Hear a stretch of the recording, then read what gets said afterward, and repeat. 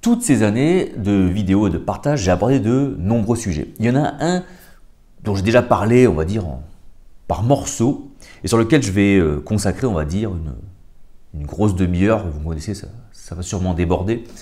C'est au sujet de la sanctification, la purification. C'est un fantasme que je trouvais dans les milieux religieux que j'ai fréquentés, dans mon cas le milieu évangélique, où la sanctification, pour beaucoup de personnes, tenait de l'idée de devenir meilleur du point de vue de la morale, du point de vue de la morale. De la morale, laquelle? La leur. Eh oui, évidemment, hein, c'est comme ça que ça marche. Donc on se conçoit une morale, les il faut pas, je dois, je ne dois pas, je peux, je ne peux pas. Et plutôt que de lutter intérieurement contre mes vices, contre mes pulsions, contre mes instincts, mes envies, pour ne pas pécher, eh bien je vais atteindre un niveau avec lequel je n'aurai plus à lutter. Tout sera fluide, évident, naturel. Voilà.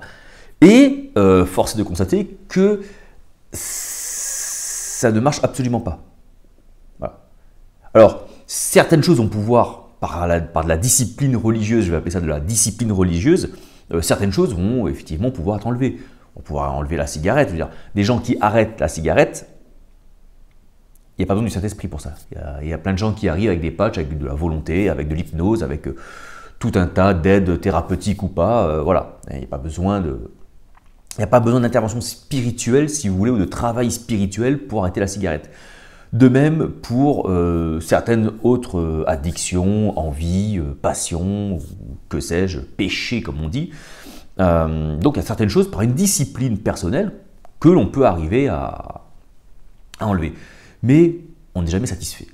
Et donc les choses qu'on n'arrive pas à changer vont venir nous frustrer pour certaines personnes. Chez d'autres personnes, il y a un truc qui est très pratique, ça s'appelle la Bible.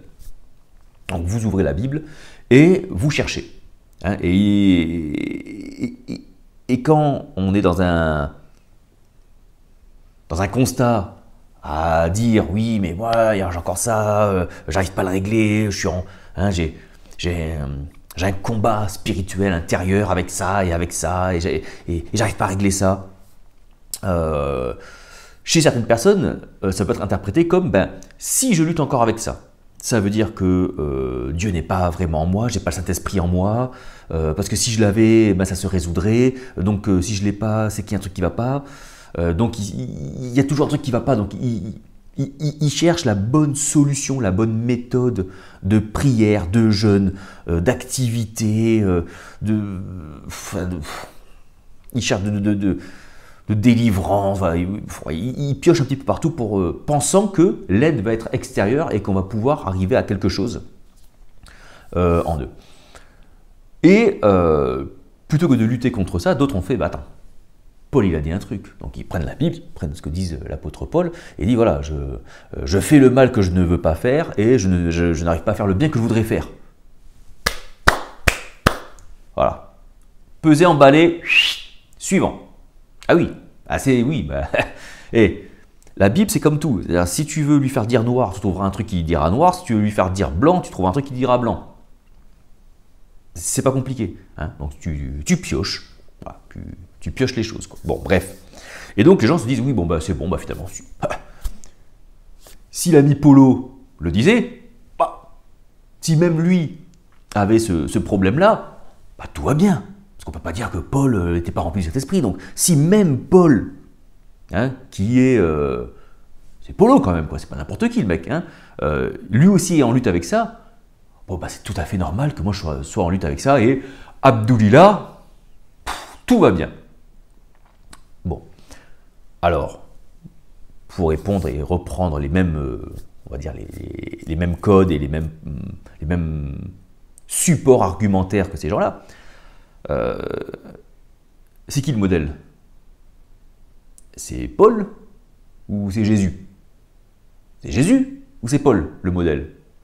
C'est qui le modèle? Bon, c'est Jésus, on est d'accord. Bon, Et Jésus, il dit quoi comme modèle? Il dit quoi? Il dit, soyez parfaits, comme Dieu.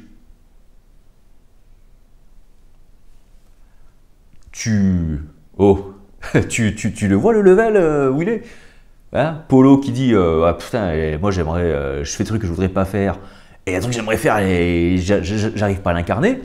Et Jésus qui te dit soyez parfait comme Dieu l'est parfait. Voilà.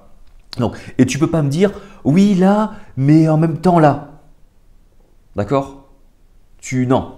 À un moment donné, tu peux pas ouvrir des petites boîtes comme ça avec des versets. Il faut prendre la globalité. Il faut prendre l'ensemble.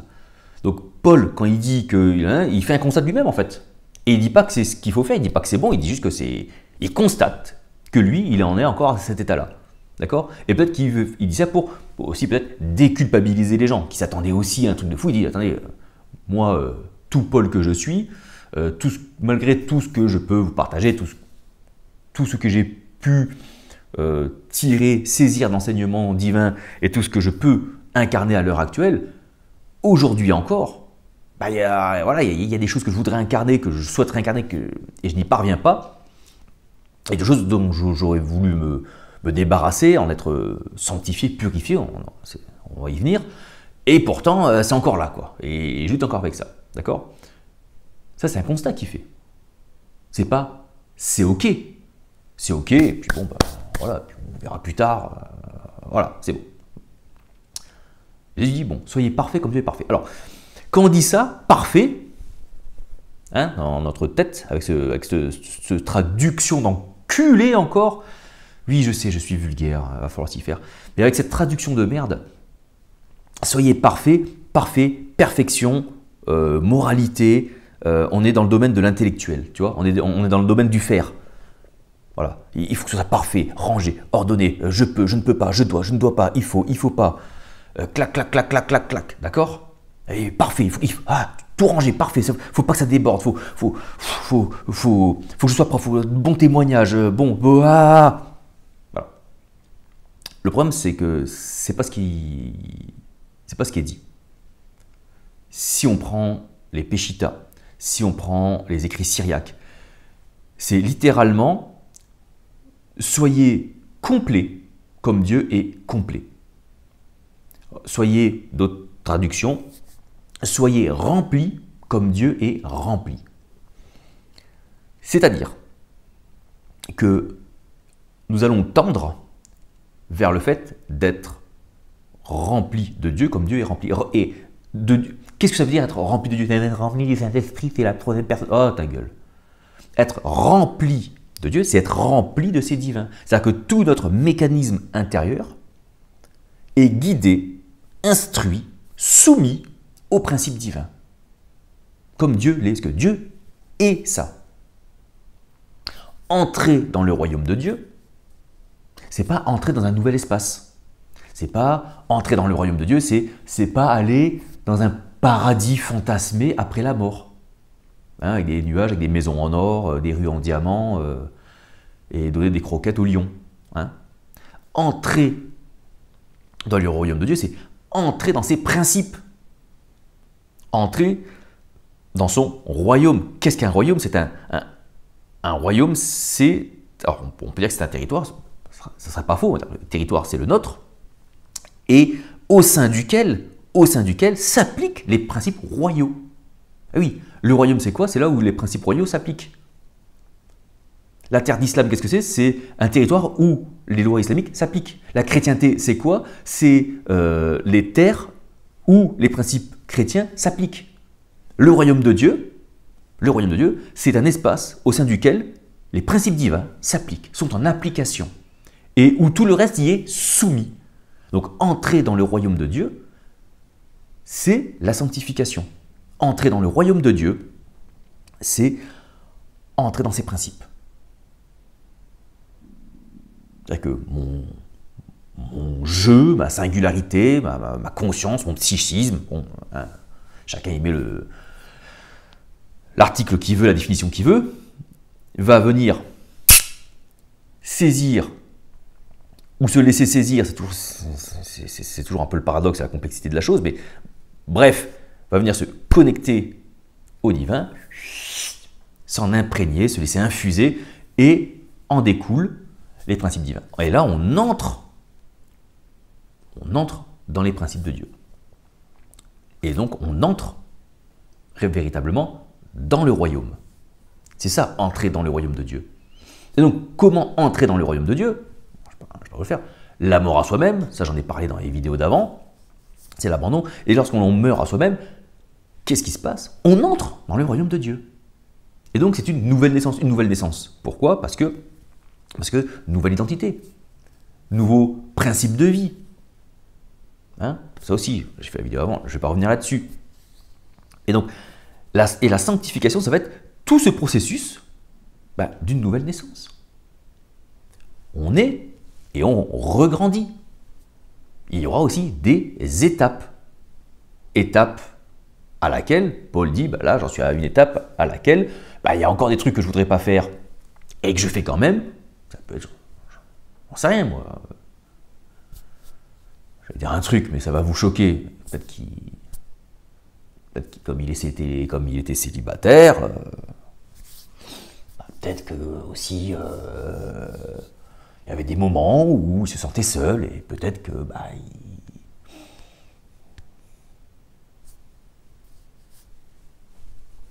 tu vois? Ou peut-être que autre chose. Peut-être que peut-être qu'il se sentait seul aussi et que du coup, quand il allait à la taverne le soir, c'est pas. Peut-être qu'il insultait les gens, tu vois. Au bout d'un moment, à force de se prendre des pavés dans la gueule, peut-être qu'il en avait marre, il en prenait 2-3, il les castagnait, tu vois. C'est pas. Peut-être que c'était ça son problème. Tu vois. Et il se rend compte que le truc, il sent bien que ça, c'est pas une application des principes divins. Il dit, mais c'est plus fort que moi, quoi. C'est plus fort que moi, ça me domine encore. C'est-à-dire qu'il y a une partie de moi qui n'est pas encore soumise aux principes divins. D'accord? L'autre partie, oui. Il y en a qui ne le sont pas encore. Et ça, c'est une étape. Et en fait, c'est tout ce processus de renouvellement de l'ingénierie intérieure. Il y a les principes divins et en comment ils vont trouver leur application dans le monde matériel, parce que c'est ça qui nous intéresse. Parce que savoir que les principes divins, c'est ci, c'est ça, c'est machin et tout, c'est très bien. Hein? Le ciel est bleu, l'espace est grand, la terre est ronde. La terre est ronde, oui. Voilà, c'est bien, d'accord? Mais moi, mon quotidien, c'est what is it? Donc, ces principes divins vont venir prendre une application matérielle. Et je ne parle pas de ce qui va changer, je parle à l'intérieur. Comment ça va permettre, comment on passe du spirituel à la matière? C'est le psychisme. C'est-à-dire qu'on a tout un moteur, un outil là-dedans, extrêmement complexe, avec de la chimie, avec des connexions électriques, neuronales. Bon, j'en sais rien, je ne suis pas neurologue, mais il y a plein de connexions, il y a plein de trucs, c'est extrêmement complexe, il y a des émotions, il y a des réactions, il y a la mémoire, c'est extrêmement complexe. Et c'est ça un petit peu, si tu veux, le système d'exploitation. Donc, il y a le programme divin qui est mis dedans, et tout ce qu'il y a là-dedans, tout ce qu'il y a là-dedans, va venir les mettre en pratique. Et ça prend un certain temps, parce que ça doit être réglé. C'est de là, je dis, tout ça c'est extrêmement complexe, et c'est de l'horlogerie suisse, quoi. Faut imaginer ça comme une montre énorme, avec à l'intérieur des milliards et des milliards de petits engrenages qui vont les uns avec les autres, avec des petits ressorts, avec des petits tickets, avec plein de petits trucs qui vont les uns avec les autres. Il suffit qu'il y en ait un qui foire, il suffit que le plus petit engrenage, le plus insignifiant foire, pour que tout le reste parte en couille. D'accord? Donc, imaginons que nous, voilà, on a comme ce gros mécanisme d'horloge à l'intérieur de nous. Et alors, il fonctionne, mais il ne donne pas l'heure. Il donne une heure de merde en fait. Au lieu de passer des secondes à la seconde, il les passe toutes les 10 secondes. Au lieu de faire 24 heures, il fait 26 heures. Tu vois ce que je veux dire? Le mécanisme en lui fonctionne, les engrenages tournent, tout va bien, mais le résultat, c'est de la merde. Le résultat, il n'est pas synchrone. Tu vois, au lieu de donner l'heure exacte, l'heure divine, il donne une autre heure. Tu vois, il est 13h06 dans l'heure divine, c'est-à-dire dans la grande harmonie de tout l'univers, il est 13h06. Bon, ben toi, tu es à 15h25. Voilà. Donc, tu n'es pas synchrone. Alors, ça ne t'empêche pas de vivre, hein, mais tu vois bien que quand tu vas vouloir te coucher, putain, merde, il y a encore le soleil dehors. Tu vois, c'est bon, je sais, les métaphores ont leurs limites, tu as compris un petit peu l'idée, quoi. Et donc, à partir du moment où il y a quelqu'un, Dieu, c'est pas une personne, mais tu as compris l'idée, où on ouvre l'horlogerie, notre horlogerie, au grand horloger, au mec qui sait faire, il arrive et là il fait OK. Lui, il connaît, il sait faire, c'est lui qui a construit le mécanisme. Et oui, parce qu'en fait, je ne suis pas créationniste, mais quand je dis que c'est lui qui a créé le mécanisme, il ne faut pas voir une personne qui crée l'homme, hein, c'est une image dans la Genèse. C'est-à-dire que ce qui a créé l'homme, c'est la même chose qui a créé tout le reste. Ce sont des principes mathématiques avec une source aussi. Hein. Donc, il y a bien quelque chose à l'origine de ça, mais qui est en même temps l'origine, qui en est même en même temps les principes, les lois et l'application. Et donc, il ouvre, il fait « Oh là, je connais, ah, ça va pas ». Et donc, il va commencer à régler. Et lui, il sait que pour régler le résultat final, pour qu'au final ça donne l'heure, il faut commencer, il regarde, il fait OK, bon, tac, allez, hop, on commence à changer ce tout petit ici. Ensuite, ce tout petit ici, il va faire un petit cliquet ici. Là, il n'est pas bon, hop, je le redresse. Là, le ressort qui va avec, hop, je le remets là. Ensuite, donc là, j'ai le plus grand grenage, donc lui, je le remets comme ça, OK. Hop, je le resynchronise, OK, c'est là, l'ensemble, il marche comme ça. Maintenant, ensuite, donc là, je vais relier avec ce petit câble-là qui fait là. Voilà. Et lui, il va faire ce travail-là. Et ce travail, plus il va être profond, plus au début, on n'en voit pas les résultats. Donc, ce travail de sanctification commence, il a commencé. Il n'y a pas de résultat. Les résultats, on ne les voit pas. On ne les voit pas parce que les changements sont infimes, très profonds en nous, et donc, on ne les perçoit pas, Pour autant, ils sont indispensables. Pour autant, ils sont indispensables. C'est comme une pédagogie. D'accord ? Il y a des étapes à suivre. Nous, on ne les connaît pas. Nous, notre étape, c'est j'en ai marre de passer 3 heures par jour à me branler sur YouPorn. Voilà. Ça, c'est pour les mecs. D'accord ? Les mecs, pas que. Mais bon, voilà. Ton problème, c'est ça. Voilà. En fait, ce problème-là, il est lié à une addiction, il est lié à un passif peut-être dans l'enfance ou dans l'adolescence qui a fait qu'à un moment, tout est déterminisme. Et donc, pour régler tout ça, pour aller à la source de ça, alors oui, il pourrait chanter tout, faire un reset, et on recommence. Mais ça ne marche pas comme ça. Parce qu'on ne peut pas faire un reset. Reset, c'est quoi? On te fout dans le coma. Donc on met les gens dans le coma. Et puis, tant que les principes divins ne sont pas tous en eux, parce que le principe divin a besoin aussi de la vie matérielle pour fonctionner. Tu vois, si tu fais un reset, si tu vas mettre sur pause, les mécanismes ne tournent plus. Il faut que les mécanismes tournent pour que quand ils sont modifiés, on constate en même temps que tout fonctionne en fait. C'est du vivant. C'est du vivant. Voilà. Et donc, il faut aller. Et donc, nous, on est là, on voit notre gros problème. On ne pense qu'à ça. Et on ne pense qu'à ça. Et on se dit, mais moi, je prie, je fais l'intériorité, ça ne marche pas, et ça ne marche pas. Ça ne marche pas parce qu'en fait, ton problème que toi, tu en as fait une montagne, Dieu s'en branle. Sans jeu de mots dégueulasse, il s'en fout. Il s'en fout. Il s'en fout. Que tu fasses ci, que tu fasses ça, que nanani, oui, mais lui regarde des films comme ça, oui, mais moi j'avais dit ça, oui, mais moi j'arrête pas de critiquer, et moi je fume, et moi je fais ci, moi je fais ça, et c'est pas bien, et Dieu, le pasteur m'a dit que c'était pas. Dieu, il en a rien, Dieu n'en a strictement rien à secouer. Lui, tout ce qu'il veut, c'est enfin avoir accès à l'horloge, à l'interne, au mécanisme, pour se mettre vivant dedans. Puisque là, la métaphore, c'est un mec qui... Mais en fait, il est lui-même les principes qui vont se remettre dans le bon rail. Tu vois ce que je veux dire? Donc, tout ce qu'il veut, c'est même pas ce qu'il veut. En fait, il n'a même pas la volonté de le faire. Il n'en a même pas le désir. C'est sa nature. C'est-à-dire que dès que c'est ouvert, hop, il rentre dedans. Et il rit partout. C'est pas parce qu'il le veut, c'est parce que il est comme ça.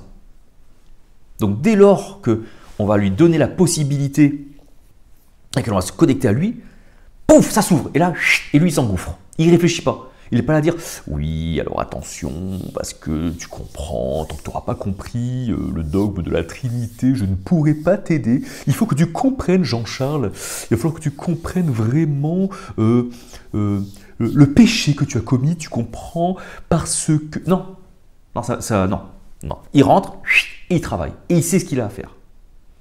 Et donc il règle les trucs. Et nous, on est focalisé sur notre problème, qui est notre problème.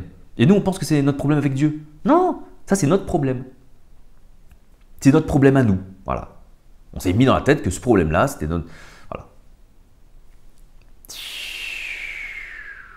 Donc on redescend. Néanmoins, chez certaines personnes, il ouvre le placard, il commence à regarder, et là il fait « Oh putain !» Et là, il voit qu'il y a un engrenage, un gros engrenage qui est à moitié fissuré et qui va péter. Oh, métaphore, d'accord? Et là, il se dit, bon, hop, il regarde vite fait, tu vois, il connaît le truc par cœur, il se dit, bon, le temps que je répare tout, parce qu'il va falloir un temps. Enfin, lui, comment dire? Il n'est pas dans la temporalité. Il y a le temps comme on le conçoit, et il n'y a pas des secondes, d'accord? C'est l'application que lui met. Mais nous, comme ça a un impact matériel, on est dans le psychisme, donc dans le matériel et dans la temporalité, il y a une notion de temporalité, d'accord? On va appeler ça comme une notion de temporalité. Il ouvre, il dit, oh là, si le gros engrenage tout en haut là, qui est fissuré, n'est pas changé maintenant, malheureusement, l'horloge va casser. Et si elle casse, je ne pourrai plus vivre à travers cette horloge-là. Je suis ces principes, mais je ne pourrai plus m'incarner en principe, par loi, dans cette horloge-là. Je ne pourrai pas m'incarner là-dedans. Et donc, solution d'urgence. Je remplace vite le gros engrenage, j'en remets un neuf. D'accord? Le problème n'est pas réglé. Le problème de fond n'est pas réglé, il n'est toujours pas incarné, mais il remplace la grosse pièce qui menaçait que tout allait casser. Et une fois qu'il a fait ça, il repart. Et elle a fait, ok, bon, ça c'est…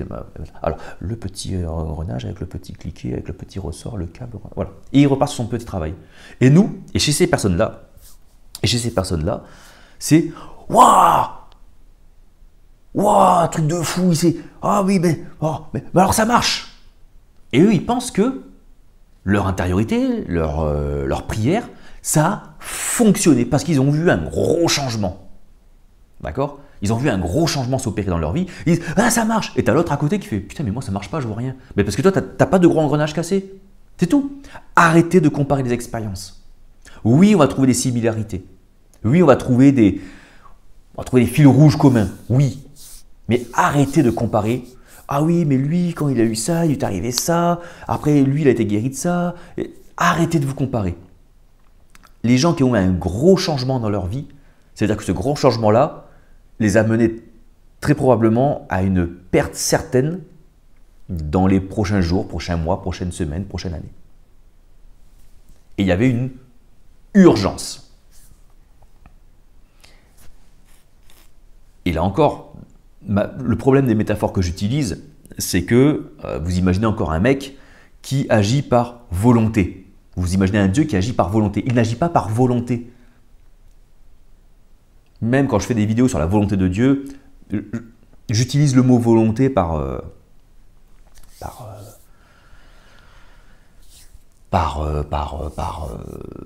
qu'on se comprenne un petit peu. Tu vois, voilà. Mais dans l'absolu, Dieu n'a pas de volonté.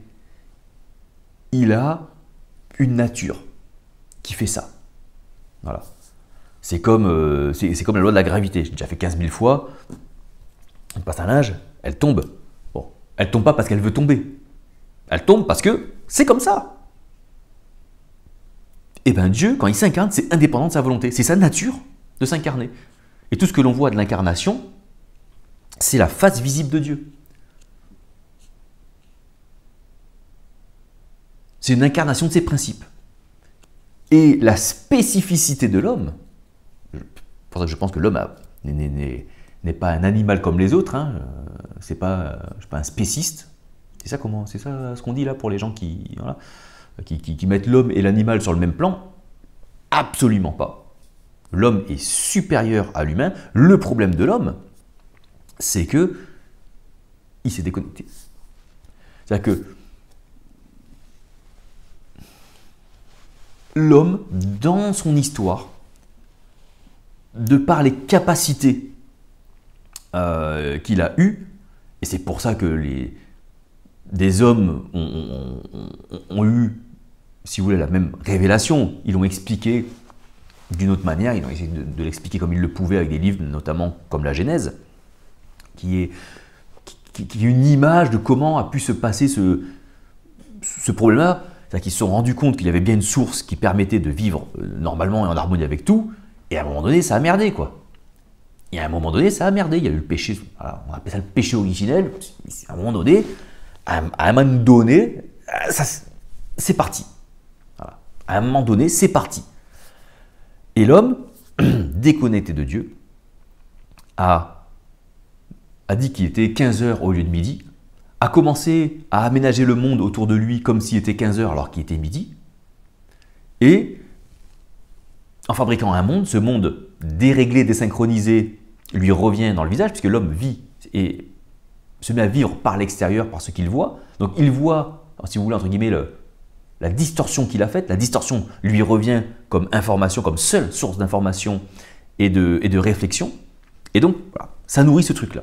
Et plus ça va, et plus la distorsion, et au lieu d'être midi 15h, il va être midi 16h, et à la fin, quand il est midi pour Dieu, il est minuit pour l'homme. Voilà. On est à l'opposé. On est à l'opposé. Donc maintenant, soit tu essayes, par des petits ajustements, de revenir à, allez, on va revenir en arrière pour essayer de rattraper midi. Qu'est-ce qu'on va faire? Allez, là, je bricole, 23h58, c'est bien, je me rapproche, je me flagelle encore un petit peu. 23h55, je suis bien là, je progresse bien avec Dieu. Mais pendant ce temps-là, l'armoire est fermée, et c'est toi là qui essaye d'arranger ton petit monde autour de toi pour te faire croire que tu reviendrais dans les pas de Dieu. Les pas de Dieu, déjà, il faudrait connaître l'heure, déjà. Déjà, il faut connaître les principes divins pour savoir que tu es déconnecté ou pas. Mais comment connaître les principes divins si tu n'es pas entré dedans? Donc c'est pour ça que je dis que les pratiques religieuses sont risquées et dangereuses. Je ne crois pas en la religion. Néanmoins, je pense que certaines religions, même toutes les religions, certaines de façon plus explicite, plus claire, dans certains domaines ou de façon, voilà, ont mieux géré la transmission de certains principes divins qui sont justes. Le problème, c'est comment on y arriver. C'est là où je pense que les religions, voilà, c'est juste on va vous apprendre comment essayer de vous dépatouiller avec tout ça. Voilà. Au lieu de, et pourtant c'est dommage que chaque religion a une tradition qui lui permet, qui lui a été transmise. Chez les catholiques, on a notamment l'oraison. Chez les orthodoxes, il y a les icasmes, qui sont, même si elles sont empreintes, même si ce sont des pratiques qui ont une empreinte, une couleur encore religieuse, encore avec pas mal de rituels, bon, mais ce sont des pratiques qui mises en pratique. Mise en pratique, c'est très con, mais une pratique, c'est fait pour être mis en pratique. Je vous avais dit que vous allez avoir des révélations dans ces vidéos, c'est extraordinaire. Et donc, qui permettent de se reconnecter au divin. Et ce divin-là, qu'est-ce que c'est? Voilà, il ouvre, c'est l'image, il ouvre l'armoire et il commence sa réparation. Et il commence sa sanctification. Sanctification qui est littéralement être mis à part. Mis à part de quoi? Mis à part du monde, c'est-à-dire que je sors dans l'abandon. La sanctification, en fait, elle commence, j'ai envie de dire, presque même dès le début, en fait, la sanctification. La sanctification, elle commence avant même la mort elle-même. Elle commence dès que tu perçois, dès que tu commences l'abandon. Si tu veux, quand tu te rends compte que tu as une horloge en panne, se dire je vais la faire réparer, c'est déjà le début de la bonne voie. Donc d'un côté, quelque part, on peut dire que c'est déjà le début de la sanctification, tu vois. Quelque part. quelque part. Voilà. Et donc, qu'est-ce que je... Bon, bah, je sais plus ce que je disais. Bon, les traditions comme ça, il faut apprendre à aller à l'intérieur pour que ça puisse ouvrir l'armoire et que ça puisse monter et se mettre en pratique. Quand j'étais dans les églises évangéliques, il y avait souvent une image qui était, et puis on la trouve hein, sur les pages Facebook, sur tous les mèmes, les images chrétiennes, tout ça. On a ce chemin étroit, hein, alors ça c'est un petit chemin qui serpente et qui monte comme ça, et tout en haut, il y a une porte. Et si on ouvre la porte, on est avec Dieu. On est avec Dieu. Bon. Moi, je pense, pour rester humble, j'en suis persuadé, il faudrait inverser le dessin. C'est-à-dire qu'il faudrait mettre la porte dès le début et le chemin après. Alors, cette image, elle vient d'où? C'est étroit et la porte, étroit et le chemin qui mène, machin et tout. Et donc, souvent, on se dit, voilà, est large et la piste, le chemin, la route qui mène à la perdition. C'est-à-dire qu'il est plus facile, effectivement, de vivre dans la perdition, parce que plus c'est large, moins il y a de contraintes et mieux on se sent bien. Enfin, tant qu'il n'y a pas de contraintes, c'est ce que j'explique dans les autres vidéos, tant qu'on n'a pas de contraintes, tant qu'on ne tape pas les barreaux, on est libre. Tant qu'on n'est pas empêché, on est libre. Un mec qui est le mec qui est dans une cellule de 3 mètres carrés, si 2 mètres carrés lui suffisent pour faire tout ce qu'il veut, le mec il est libre. Il n'est pas en prison, il est libre. Oui, si le mec n'a pas envie de sortir, que 2 mètres carrés ça lui suffit pour tout ce qu'il a à faire et tout ce qu'il a envie de faire, mais le mec il est en prison, il fait bah non, moi je suis libre, hein. Je fais ce que je veux, pas de problème. Et tu vas mettre un mec sur une planète, tu vas lui donner une planète entière, si il a l'envie, l'idée, la passion d'aller voir la planète qu'il voit briller dans le ciel, il va se sentir en prison. Parce que moi je veux aller là-bas, et je peux pas, je suis en prison, fais chier. Alors que le mec il a une planète pour lui tout seul, quoi. La liberté, c'est une sensation. C'est pas une vérité, c'est pas une vérité absolue. La seule liberté absolue qui existe, c'est celle en Dieu. C'est-à-dire c'est entrer dans l'harmonie de tout ce qui a créé le tout. C'est ça la seule liberté. Et donc, voilà, plus large est le chemin, et donc plus c'est large, plus la cellule est grande, et moins on se rend compte qu'on est enfermé, donc vas-y, hein. Donc les gens y filent. D'accord? Les gens y filent. Donc c'est comme ça qu'on peut l'expliquer, donc je peux comprendre. Je peux comprendre. Mais il y a un chemin, en fait, qui file. Voilà. La porte étroite, c'est la porte des sens. C'est tout ce que je vais percevoir. Donc, tout ce que je perçois et tout est la réalité. C'est facile, hein, c'est mon quotidien, c'est ce que je vois, c'est ce que je perçois. La porte, elle est grande, et puis le chemin derrière, il est grand. Et en fait, une porte étroite. La porte étroite, elle est à l'intérieur. C'est une petite trappe qu'on a. Une trapounette, une trapinette qu'on a à l'intérieur de soi. Et c'est ce que j'expliquais dans d'autres vidéos. C'est parfois, le problème, c'est que parfois, il y a des gens, ils ont une moquette par-dessus, un plancher par-dessus, on a refait couler une dalle par-dessus, on a remis encore du parquet par-dessus. Bon, il faut décaisser hein, pour y aller sur la trappe, d'accord? Et ça, c'est le travail de l'intériorité. Il y a une étape où il faut décaisser, et à un moment donné, la trappe, on l'a. Et comment on décaisse? Par l'abandon. Donc, on traverse par l'abandon, en fait. Et à un moment donné, on ouvre la trappe, on ouvre cette petite porte. Et c'est cette petite porte qui mène sur ce chemin étroit. En araméen, le mot pour étroit n'existe pas réellement en français. Il n'y a pas vraiment de traduction possible, c'est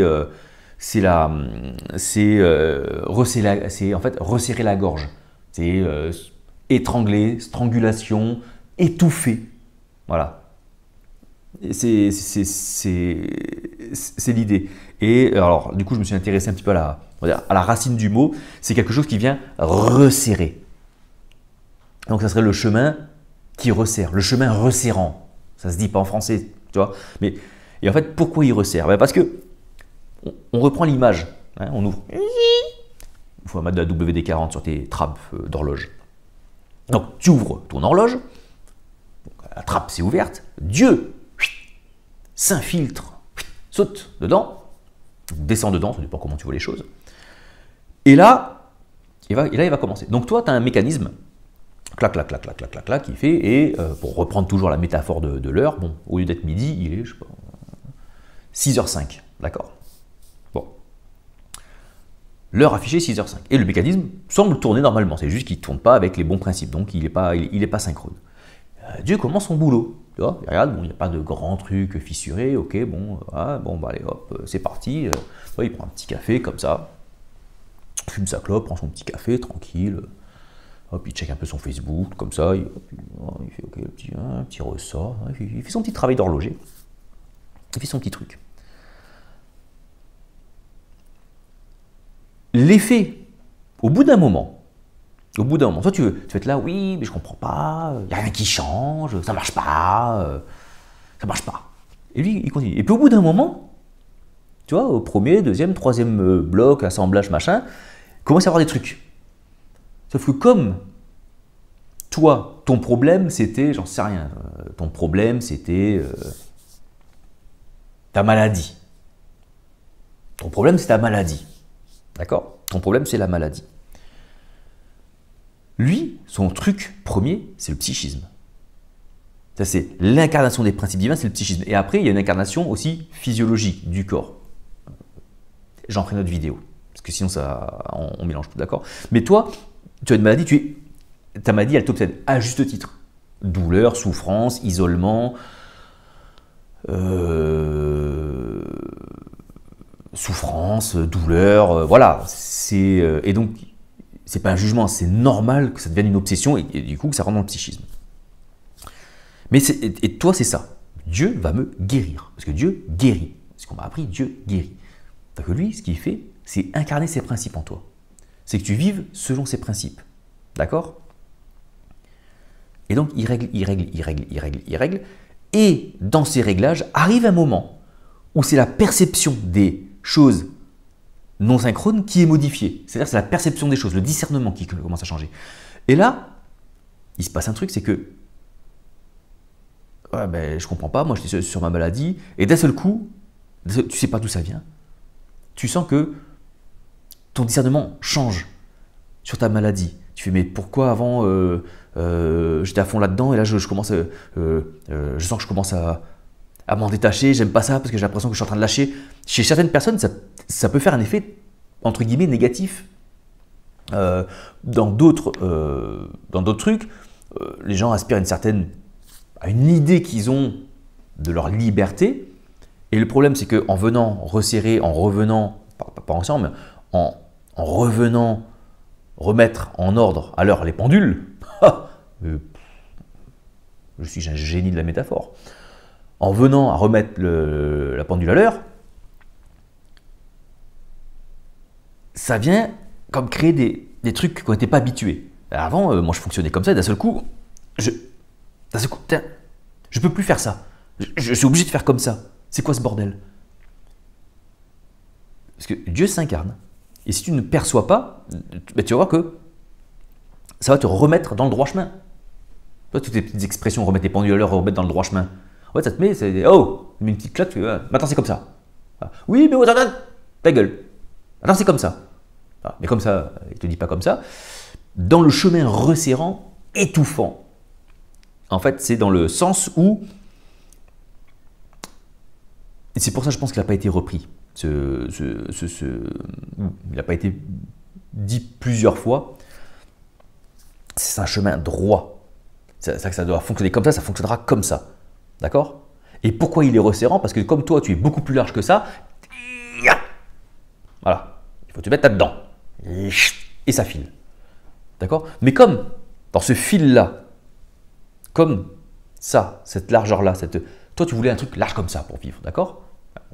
Large comme ça. Le problème, c'est que le principe divin te fait vivre dans un truc fin comme ça. D'accord? Donc toi, voilà, c'est resserrant, c'est pas grave, on va te compacter. Sauf qu'à un moment donné, au bout d'un moment qui resserre, tu te synchronises avec les principes divins.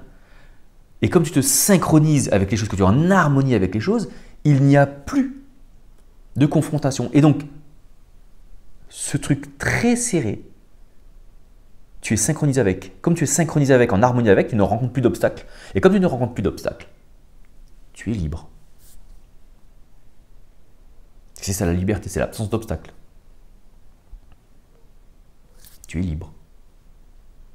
Mais ça, c'est un des effets, effectivement, de la sanctification. Maintenant, pour finir, on parle aussi parfois de purification. Alors là, c'est encore pire. Tu parles de purification, genre oui, je parle de purification, c'est-à-dire que je suis impur, ça ne va pas me parler comme ça, mais toi, t'es qui? Bon. L'impureté a une connotation encore très morale, religieuse, sexuelle. L'impureté, pas de faire un dessin, d'accord? Donc, dès qu'on parle de ça, les gens, si tu parles de ça à une fille, c'est surtout les filles, quand on parle d'impureté. En gros, quoi, je suis une pute? Je résume, hein, mais parfois c'est un petit peu l'idée. Donc, souvent quand tu parles de pureté, d'impureté, ça voilà, elles n'aiment pas. Les mecs aussi, mais c'est plus impactant, je trouve, j'ai trouvé chez les filles. On ne parle pas de ça, d'impureté. Bon, oui, pourquoi ça a une connotation religieuse à un moment donné? Parce qu'on parle, je vais pas te faire un dessin, quelque chose qui rentre dans quelque chose et qui se mélange. Voilà, c'est ça l'impureté. Et effectivement, l'impureté, c'est, tu as un verre d'eau, j'aurais dû prendre pour faire le... Bon, tu as un verre d'eau, il est pur, tu mets du sirop dedans. Bon, bah, tu n'as plus de l'eau, tu as un sirop. Donc il t'a fallu juste 2 secondes pour mettre un petit peu de sirop. Et maintenant, comment que je fais? Donc il a fallu, c'était vite fait, hein, pour rendre impure l'eau. Parce que moi, si je veux de l'eau pure, je veux de l'eau que de l'eau. À partir du moment où il y a du sirop, elle est impure. Ça ne veut pas dire qu'elle est dégueulasse, ça veut dire pas dire qu'elle est mauvaise. Elle est impure, c'est tout. C'est plus de l'eau. Donc, c'est pas une question que ça va me rendre malade ou pas. C'est une question que ce n'est plus de l'eau, c'est du sirop. Oui, mais il y a de l'eau dedans. Oui, mais si je veux boire que de l'eau, je peux plus. Parce que tu as mis du sirop dedans, connard. Donc, je peux plus boire de l'eau. Moi, je voulais un verre d'eau. Donc, une goutte de sirop, ça m'a tout flingué. Voilà, c'est comme ça. Donc maintenant, il t'a fallu 1 seconde pour mettre une goutte de sirop pour enlever le sirop de l'eau. Alors, il y a plein de principes physiques. C'est les alchimistes qui connaissent ça. Hein. Ça va être la filtration, la distillation, la décantation.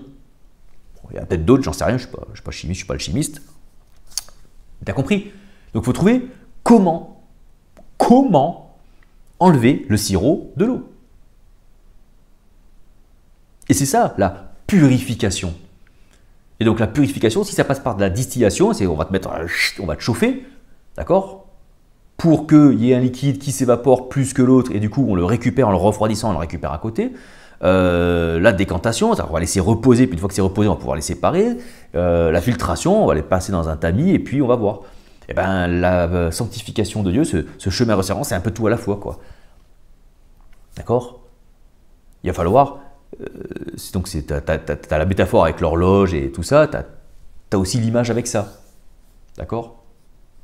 Ou au lieu d'être de l'eau, tu as du sirop. Voilà, c'est du sirop de menthe, du sirop de pêche, bon, mais il va falloir redevenir de l'eau pure, quoi. Alors comment on fait? Bah, toi je vais te faire chauffer, toi je vais te décanter, toi je vais te distiller, toi je vais te filtrer. Là je vais te filtrer, ensuite je vais te décanter, ensuite je vais te distiller, ensuite je vais te redistiller, ensuite je vais te redécanter, ensuite je vais te refiltrer. Et donc forcément, à te faire bouger comme ça, à te sentir un peu bouger, ballotté, et tu pars. Si on n'est pas vraiment ancré dans ce processus-là, ça peut paraître bizarre. C'est pour ça que l'intériorité, c'est pas j'ai une expérience mystique plus ou pas, d'accord, que